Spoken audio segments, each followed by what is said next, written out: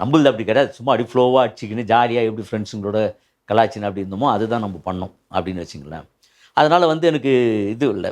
அதுக்கப்புறம் நான் கூப்பிட்றேன் நான் ரைட்டு ஓகே நமக்கு தெரியும் கூப்பிட மாட்டாங்கன்னு. அந்த ஸ்கிரிப்டை வாங்கிட்டு வரும்போதே பார்த்தா ஃபோனு. கரெக்டாக அவங்க என்ன டேட்டுக்கு அவங்க சொன்னாங்களோ அந்த டேட்டில் ஷூட்டிங்கு. இந்த ஃப்ரெண்டு கேரக்டர் அது மாதிரி ஒரு சீன் எதுனா இருந்தால் கூட என்ன கூப்பிடுங்க சார், எனக்கு ஒரு சீன் பண்ணணும் உங்கள் படத்தில், ஒரு ஆசை எனக்கு அப்படின்னு சொல்லிட்டு நான் இது பண்ணிட்டேன். அந்த கேரக்டரை வச்சு ரிஹர்சல் பண்ணும்போதே ஒருத்தன் அழ வச்சிருக்கானா அவன் சூப்பராக பண்ணுற கேரக்டர், அதெல்லாம் நம்மளால் நினச்சி பார்க்க முடியல.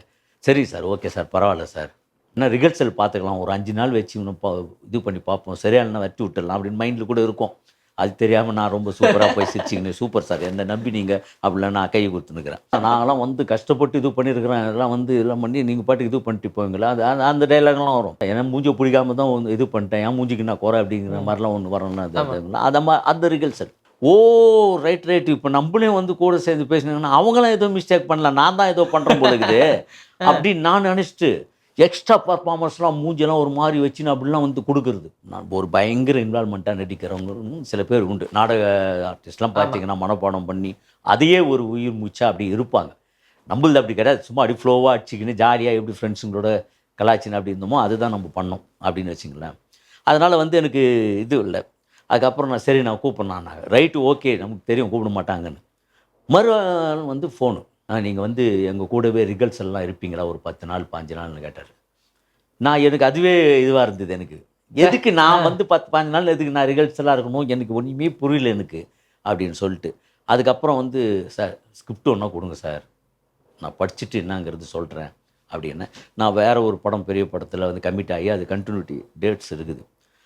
அந்த ஸ்கிரிப்டை வாங்கிட்டு வரும்போதே பார்த்தா ஃபோனு. கரெக்டாக அவங்க என்ன டேட்டுக்கு அவங்க சொன்னாங்களோ அந்த டேட்டில் ஷூட்டிங்கு.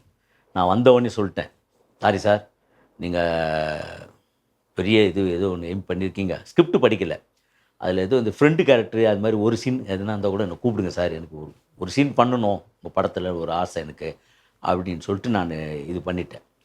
பண்ண உடனே என்ன ஆயிடுச்சுன்னா, அந்த மாதிரி அவங்க வேற ஒரு ஆர்டிஸ்ட்டை பார்த்து ரிஹர்சல் கொடுக்க ஆரம்பிச்சிட்டாரு. ஆமா, இந்த மேட்ரு அவருமே சொன்னார்.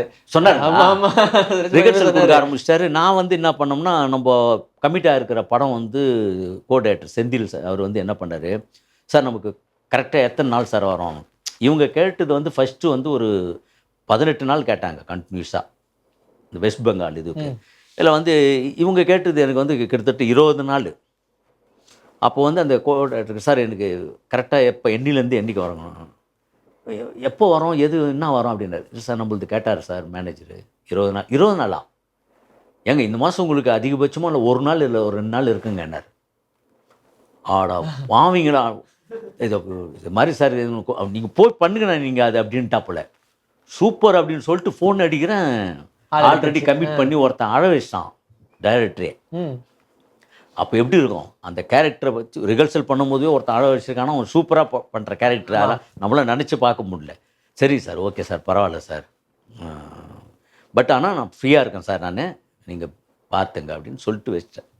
அப்புறம் கூப்பிட்டு அதுதான் கேட்டார், ஏன்னா எங்கள் கூட நீங்கள் ஏன்னா எல்லாருமே வேணான்னு சொல்லிட்டாங்க. அவருக்கு வந்து தனியாக எனக்கு வந்து இது பண்ணுறாருன்னு அவருக்கே ஒரு பயம் வரும்ல.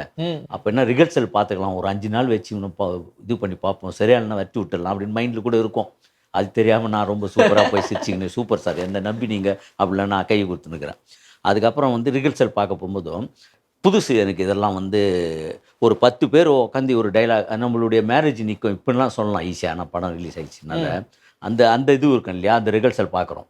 என் மேரேஜ் நின்றுடும், அம்மா சண்டை போடுவாங்க அப்படிங்கிறது வந்து பார்த்தீங்கன்னா, அப்போ வந்து ஊர்வசி அம்மா பண்ணுறாங்கன்னு கூட தெரியாது. அப்போ வந்து தினேஷ் இருக்காருன்னு கூட தெரியாது. ஆனால் அதுக்கு பதிலாக இவங்க இருப்பாங்க, அசிஸ்டன்ட் டைரக்டர் இவங்க என்ன மெலடி அந்த பொண்ணெல்லாம் இருக்கும். மற்ற ஆர்டிஸ்ட்டு என்னுடைய தம்பி கேரக்டர் ஒருத்தர் அவர்லாம் இருப்பார். அங்கே ஒன்று பேசுவோம், இங்கே ஒன்று பேசுவோம், இங்கே விட்டாங்கன்னு வச்சிங்களேன், மறுபடியும் அங்கேருந்து வரும். அங்கேருந்து இது மாதிரி காலையிலேருந்து சாயந்தரம் வரைக்கும் எனக்கு இது தேவையாது.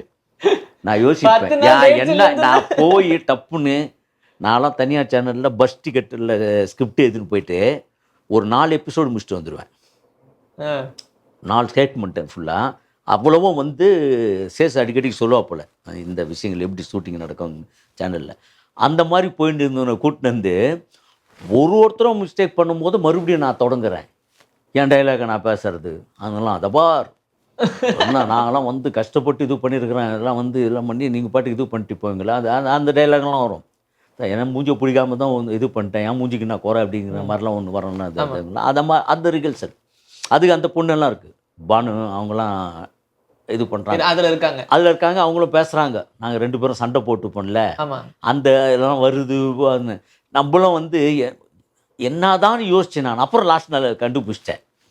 ஓ ரைட் ரைட், இப்போ நம்மளே வந்து கூட சேர்ந்து பேசினாங்கன்னா அவங்களாம் ஏதோ மிஸ்டேக் பண்ணல, நான் தான் ஏதோ பண்ணுறேன் போல இருக்குது அப்படின்னு நான் நினச்சிட்டு எக்ஸ்ட்ரா பர்ஃபார்மன்ஸ்லாம் மூஞ்செல்லாம் ஒரு மாதிரி வச்சுன்னு அப்படிலாம் வந்து கொடுக்குறது. கொடுத்த உடனேயும் பார்த்தாலும் மறுபடியும் நடக்குது. இல்லை இல்லை, நம்ம கரெக்டாக தான் பண்ணுறோம், அதனால நம்ம குறைச்சிருவோம் மீட்டரை. நம்ம குறைச்சி நமக்கு இதுவாகிடுதுல வந்து எவ்வளோ நேரம் மூஞ்சிலாம் வந்து ஃபுல்லாக இதுவாகுது. பேசினா வாயெல்லாம் வலிக்காது, இல்லை மூஞ்சியே வலிக்குது எக்ஸ்பிரஷனில்.